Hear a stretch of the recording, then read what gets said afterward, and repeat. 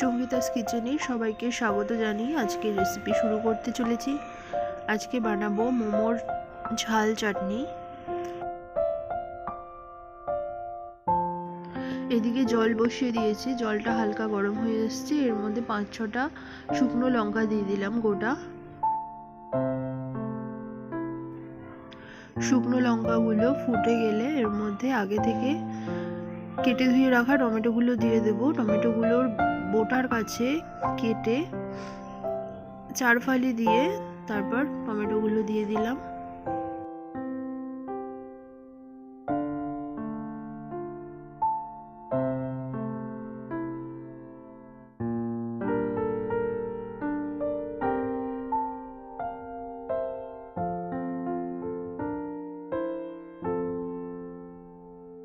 Tomato সেদ্ধ হয়ে গেছে, এবার টমেটোগুলো তুলে নিচ্ছি। টমেটোর খোসাগুলো ছাড়িয়ে নেব।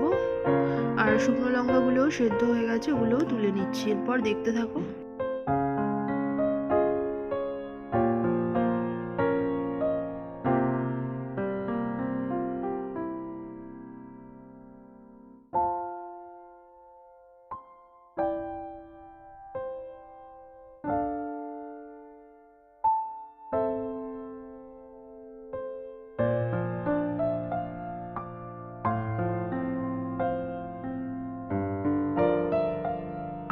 টমেটোর খোসা আমার ছাড়ানো হয়ে গেছে।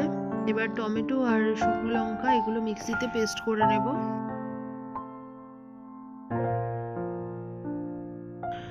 টমেটো আর শুকনো লঙ্কার পেস্ট তৈরি হয়ে গেছে। এবার গ্যাসে কড়াই বসিয়ে দিয়েছি। কড়াই গরম হয়ে এলে এর মধ্যে সাদা তেল দিয়ে দিলাম। তেল গরম হয়ে গেছে, এবার এর মধ্যে কুচনো রসুন দিলাম কিছুটা। রসুনটা একটু হালকা ভাজা ভাজা হলে এর মধ্যে আদা কুচিও দিয়ে দেব।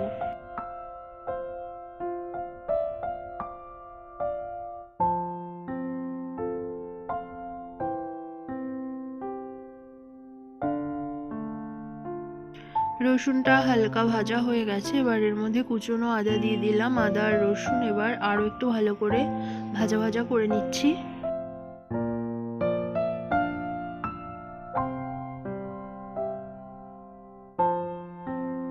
আদা আর রসুন হালকা হালকা করে ভাজা হয়ে গেছে, এবার এর মধ্যে আগে থেকে করে রাখা টমেটো আর শুকনো লঙ্কার পেস্ট দিয়ে দিলাম।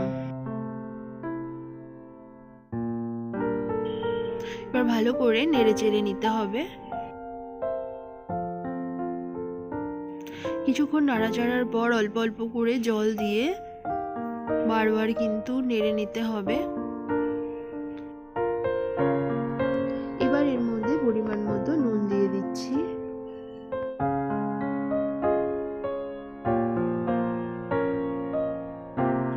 দিয়ে দিচ্ছি গোলমরিচের গুঁড়ো।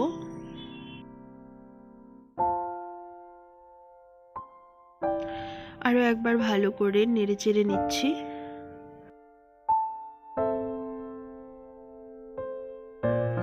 কিছুক্ষণ নাড়াচাড়া করার পর এবার দিয়ে দিচ্ছি চিনি। চিনি দিয়ে কিছুক্ষণ নেড়ে চেড়ে নিয়ে দিয়ে দেব লেবুর রস, পাতিলেবুর রস। যেহেতু এটা চাটনি তাই একটু লেবুর রস তো অবশ্যই লাগবে। এবার দিয়ে দিচ্ছি আগে থেকে করে রাখা গোটা একটা পাতিলেবুর রস দিয়ে আরো ভালো করে নেড়ে চেড়ে নিচ্ছি।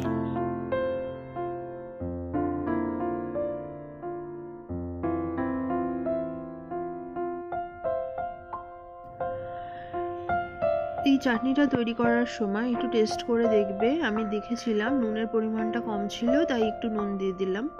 নুন দেওয়ার পর এবার দিয়ে দিলাম সয়া সস।